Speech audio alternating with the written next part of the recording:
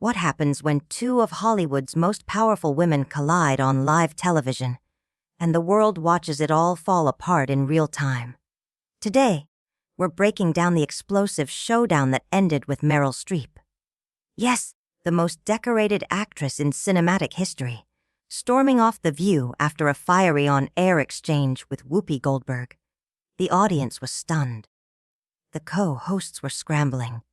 And the cameras, they kept rolling. Before we dive into what really went down, hit that subscribe button and let us know in the comments. Did Whoopi go too far? Or did Meryl finally snap? It started like any other morning on The View.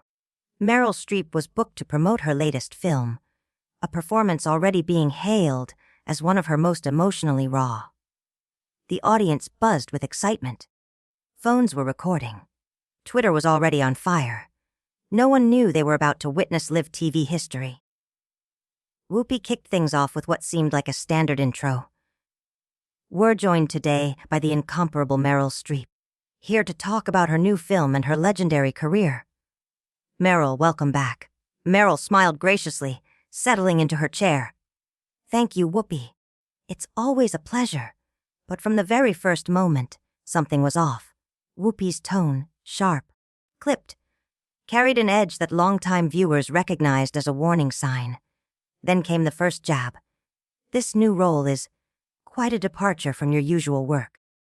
Some might say you're shifting gears to appeal to a younger crowd. Are you trying to stay relevant? A ripple went through the audience. The question landed like a slap. Meryl's smile froze, just slightly, but she kept her poise. I don't think of it as trying to stay relevant. I think good storytelling transcends age and trends. This role moved me because of the emotional complexity. That's all. But Whoopi leaned in, voice tightening. Let's be honest, Meryl. You're in your 70s now. At some point, don't you think it's time to step aside? Let the next generation take center stage. Hollywood has a habit of clinging to older stars, especially when those roles could go to fresh talent. The other co-host stiffened. You could almost hear the air leave the room. Meryl sat straighter. The warmth in her eyes cooled. That's a troubling suggestion, Whoopi. Are we now deciding that experience and mastery have expiration dates? Should musicians stop composing at 70? Should authors stop publishing? We're not talking about musicians. Whoopi shot back. We're talking about an industry that spent decades marginalizing women over 40. Now suddenly, we're supposed to applaud women in their 70s for getting lead roles. Where was that energy when I was struggling for parts 20 years ago? Dead silence. Meryl's voice was still calm, but it had steel now. You're conflating systemic injustice with individual careers. Yes, the industry has been cruel to women. I've said as much myself. But the solution isn't to pit one generation of women against another. That's not progress. That's division. Whoopi didn't blink. Easy for you to say. Some of us had to claw our way into the room while others, like you, had doors flung open from the start. That one landed. Meryl's voice trembled, just barely. Hand it to me. I've worked for 40 years. I've trained, studied, fought for roles that weren't even written for women my age.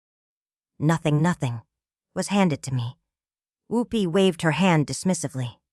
Please, let's not pretend your path looked like everyone else's. Your background, your education, your connections, all of that played a role, and you know it. The other co-hosts tried to intervene, signaling to move on. But Whoopi wasn't done. You've also been pretty vocal about politics over the years. Some people say you've used your fame to lecture the public. Tell people how to think, how to vote. Do you think actors should just stick to acting? Meryl's fingers gripped the arms of her chair. I believe artists, like all citizens, have a right to speak, to care, to use their voice. The idea that we should stay silent because we perform for a living is, frankly, ridiculous. But the fury was building, and the damage was already done. What followed was a tense, silent standoff. Meryl stared at Whoopi. Whoopi didn't blink. Finally, Meryl stood. I came here to talk about a film that meant something to me. not to be dissected, diminished, and accused. I won't stay in a room where I'm treated like a symbol instead of a person. She didn't wait for a response. She walked off set. The audience was frozen. The co-hosts were stunned. And for the first time in years, the View cut to commercial early, mid-segment, because there was simply nowhere left for the conversation to go. Whoopi leaned forward, her voice low but loaded. When you have the kind of influence you do, don't you think there's a responsibility to be more careful? Or do you just assume that because you're Meryl Streep, everything you say is automatically right? The attack wasn't subtle anymore. It was personal. The temperature in the studio dropped. The audience could feel it, so could Meryl. Her face paled slightly, but her voice, still calm, didn't waver. I've never claimed my voice matters more than anyone else's, she said. I speak from my own experience, and from my conscience. I would hope everyone else does the same. Whoopi scoffed, almost sneering. Your experience, she repeated. Which is what exactly? Prep schools, Yale, industry doors swinging open because of your last name. What do you really know about struggle? The words hit like a gut punch. And for the first time, Meryl's composure cracked. Not dramatically, but unmistakably. I think you're making assumptions about me that aren't true, she said quietly. But even if they were, does privilege mean I shouldn't care? That I don't have the right to speak on things that matter? Whoopi let out a cold laugh, sharp, mirthless. Oh, so now you're the victim, she said. The woman with more Oscars than anyone else is going to sit here and cry misunderstood. Spare me. Meryl's voice caught, just for a second. Then she steadied. I'm not playing a victim, Whoopi. I'm trying to understand why you're coming at me like this. I came here to talk about my work, not to be torn apart. Because the work isn't separate from the person. Whoopi snapped. And people deserve to know who they're supporting. Not just the character on screen, but the person behind it. The one who's benefited from a system that's crushed others. The other co-hosts were visibly panicking now. Joy tried to pivot, forcing a smile. Maybe we can talk about the film's director. But Whoopi shot her a look that cut through the noise. We're having a real conversation here, Joy. Our audience can handle more than fluff. Meryl turned slightly in her chair, eyes scanning the room like she was already halfway to standing up. Whoopi, I came here with respect for you. For this show. I don't understand why I'm being treated with such hostility. Whoopi arched an eyebrow. Hostility. I'm asking you honest questions. If that's too much, maybe you should reconsider doing interviews. This isn't a coronation. Meryl, it's a conversation. Meryl leaned forward now, the emotion in her voice unmistakable, but no longer soft. This isn't a conversation. This is an ambush. You're not discussing real issues. You're attacking me based on assumptions and resentment. You're trying to tear down another woman. And I genuinely don't understand why. Whoopi leaned back, arms crossed. A smile that didn't reach her eyes. There it is. The real Meryl Streep. Not the gracious icon, but the woman who can't stand being challenged. Who expects everyone to bow to the legend? I don't expect anyone to bow. Meryl shot back, her voice finally rising. But I do expect a baseline of decency, especially from someone I've respected for decades. Respect is earned, Whoopi said coldly. And lately, I'm not sure what you've done to earn mine. Your last few films, forgettable. Your political commentary, out of touch. And now this, acting like you're above criticism. You could hear a pin drop in the studio. Meryl's hands were trembling now. She drew in a breath, trying to steady herself. Art is subjective. Not everyone will connect with every role I take, and that's fine. But to sit here and try to humiliate me on live television, that's beneath you, Whoopi. Or at least, I thought it was. Whoopi didn't flinch. You're not being humiliated. You're being held accountable. There's a difference. Whoopi's tone turned icy. Funny. When everyone kisses your feet, A little accountability must feel like public humiliation. Meryl's composure finally cracked. Accountable for what, exactly? For having a career? For using my voice? What's the crime here? Whoopi's reply dripped contempt. Your crime is thinking you're better than everyone else. It's the way you walk in, the way you talk. Like your opinion is gospel. You've stood on that pedestal so long you've forgotten it's made of privilege. The accusation hung like poison in the air. Meryl cycled through hurt, anger, disbelief, then settled on cold disdain. You're right about one thing. I am privileged. Privileged to have worked with brilliant directors, to play complex roles, to love my craft. But I've never pretended that makes me superior. Could have fooled me, Whoopi muttered. Meryl's voice steadied, gaining force. What I won't do is sit here while you project your frustrations onto me. Whatever resentment you carry toward this industry, deal with that. Don't make me your punching bag.